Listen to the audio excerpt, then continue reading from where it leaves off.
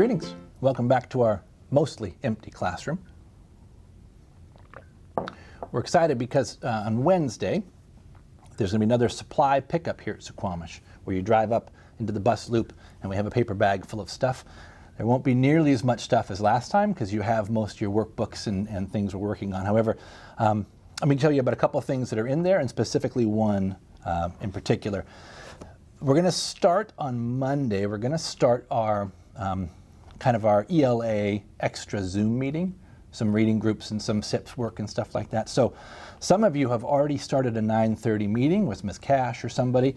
That's fine. That's not going to change. The rest of us are just going to get caught up with you guys. And so there might be, some of you might get a chapter book in your bag. Some of you might get some paperwork for SIPs.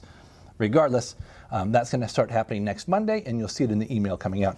The next thing we're excited about is we're going to finally be able to use Time for Kids. Now, this is something I've been using in my class for over a decade now, and it's great because it's a magazine that comes out from Time, and the kids get a copy of it every week, and it's got a great, it's current events written at their level, and it's got some good discussion pieces in it too. So we're sending home a 3-ring binder with 4 past issues of Time for Kids, and the hope is, for as long as we have to be doing this with supply pickups, we'll just send more chunks home that can end up in the back of this folder. So this folder will accumulate your Time for Kids for the year, hopefully. There's a letter in the front that tells you how we're going to use this, and so we're excited about this. This is another tool we can use. And then the last thing is this fella, supplies for an art project, hopefully all taped together and safe and snug and sound. Let me open up that for a little bit. So I pulled some tape off. You'll see a sponge paintbrush. You should see at the bottom a little container of orange washable tempera paint. So already right now, if you are a student watching this, do not open this up until there's a parent nearby and you've got a nice setup. We do not want tempera paint out and about in the house. Don't sit on the couch and pop this open to see what's inside. Do not. Otherwise, it'll be the last art project we send home, I promise you that. So we have that. We have a small green triangle, and we have one of these tea light candles, LED tea light candles with a small pink tab. When that pink tab is pulled out, then the batteries will engage and the thing will start to work. And finally, it's all in a paper cup that's got some random holes punched in it. So the idea with this project is we're going to do a paper cup jack-o'-lantern, okay? And Mr. Jones and I are going to walk you through the steps on how to do this. And so you'll first need to start by painting. Let me show you. Okay, so let's get started with our art project. And before we get going, there's a couple things you're going to need to know. First, make sure a parent or adult knows what you're doing. Make sure they know that you're doing this, and you ask them where is a good place to do it in the house. So you're not messing anything up. We don't want to be getting paint on carpet or anything like that. So you're going to want to find a good, flat, sturdy surface that you can paint on. So a table, maybe if you have a high countertop in your kitchen, something like that would work. A desk would be great. And then probably the next thing is it'd probably be a good idea to have maybe some little siblings or even pets not in the area, not in the room, because we don't want them knocking this over and it becoming a mess. So before we can complete our little pumpkin guy here, the first thing we're going to need to do is paint. You can see Mr. Kuntz has already been working on it. I'm going to start also. A-Bear is going to get started too at some point when he wakes up from his nap. And we're going to want to get a good coat of orange paint on this.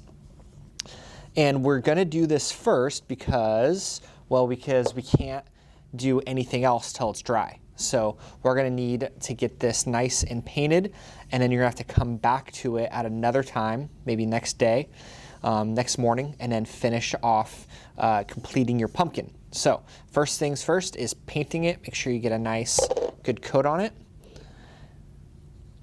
And then we will continue with the project. All right. So after your paint is all dry, like mine is, it's time for the next level of steps. You'll notice now the random holes punched in the side of this cup, okay? It looks kind of like a face because it is kind of like a face. When we do this project in class, The toughest part is getting these holes poked. And so typically we would take a sharp pencil and we would carefully poke the holes so we can start our scissors. I didn't want to try that at the house, and so I went ahead and poked some holes for us. But this isn't the face you're going to want for your jack-o'-lantern. I'm going to zoom on down and I'll show you what it's going to look like and how to do it. So I'm going to start by drawing some shapes on here for the eyes and the nose, and you could use a Sharpie, but the best one to start with is a pencil. And so traditionally for eyes we have triangles, and it doesn't have to be too perfect because we're about to try to butcher this thing with a pair of scissors, and that won't look great when it's done anyway. So a couple of triangle eyes is fine. Don't have to worry about coloring them in. We're going to cut that out. I'm also going to do a triangle nose. That's very jack-o'-lantern-like. And then at the bottom, I'm not going to do a surprised emoji mouth. I'm actually going to do the kind of the smiley face mouth for a jack-o'-lantern. And I'm going to try to do some teeth.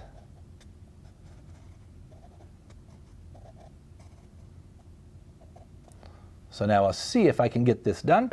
I'm going to start cutting, and so I'm going to fast forward.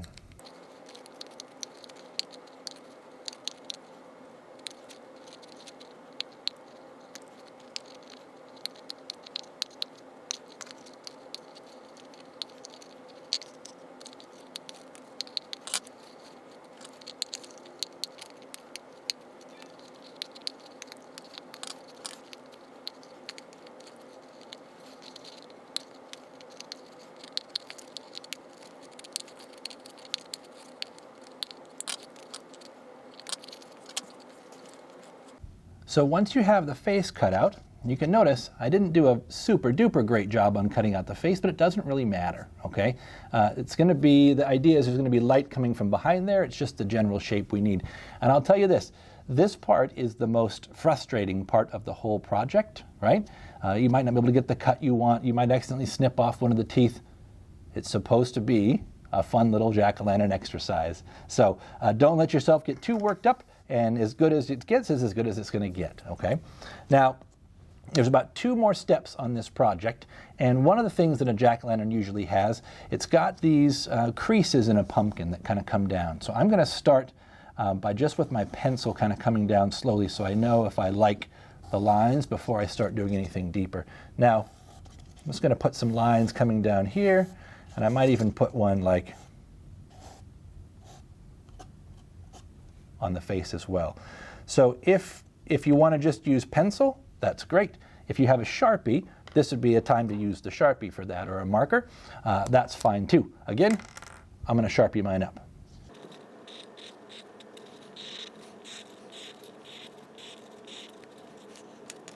So nothing too perfect again. Notice the lines don't go all the way from the top to the bottom. They're just kind of giving some accent lines across there to give it that pumpkin look. Now we're getting pretty darn close to a little jack-o'-lantern. Here's where it's going to be dependent on what you've got at your house, okay? The next piece is the stem, all right? This is a piece of wooden pattern block, and we didn't want to give you a chunk of glue in here because we didn't know how well glue would travel. And so in this case, however you want to get this to stick on top of your pumpkin is fine, all right? If you have some white glue at your house or some wood glue in your garage, that's fine. You might even try a chunk on a glue stick, but I don't know how well that's going to stick to the tempera paint. If you have none of that stuff, you could use the tape that came off of the rest of your container. You can kind of roll it up and take it and kind of roll it in a little bit of a tube with the sticky side on the outside. And it should be just enough to hold it in place. So if all else fails, you can use a piece of that tape on top of there. I'm going to try, that actually worked better than I thought. I'm going to try using just a little dab of white glue on mine, just because I'm at the school and I've got some white glue. So I'm just going to put a little dab of white glue, and then I'll have to let it dry, but I'm just going to kind of work it around, and so it's got a nice coating of there, and stick it on. All right, looking closer to a jack-o'-lantern now.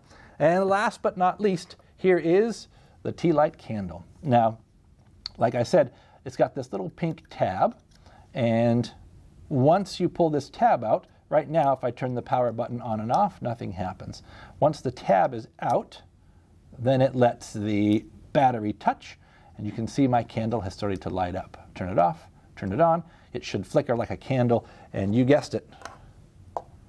Underneath there, we have ourselves a jack-o'-lantern, and I'm going to reach up and turn these lights off and see if we can see it better.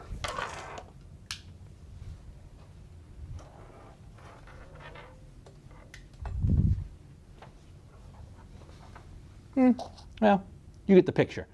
It's a nice little jack-o'-lantern art project. Excellent. Now you've got a little jack-o'-lantern you can use for the bulk of October if you want to. Here's a pro tip. If you accidentally leave this guy on all night for a couple of nights, your battery will wear out and your little lantern won't work anymore. A couple of things to do. Make sure you clean up after yourselves with this project. Don't leave a bunch of scraps around, because again, we want to do more art projects, and if this one's a big mess or something stains, then we won't be doing more art projects. Again, the paint is washable, but keep it off of stuff as much as you can, right? So do it on a nice table that's got some area you can wipe down. The less cloth, the better. And last but not least, do not put a real candle under this. Do not put a real candle under this, because that would be a catastrophe. You don't want that to happen. All right, thank you.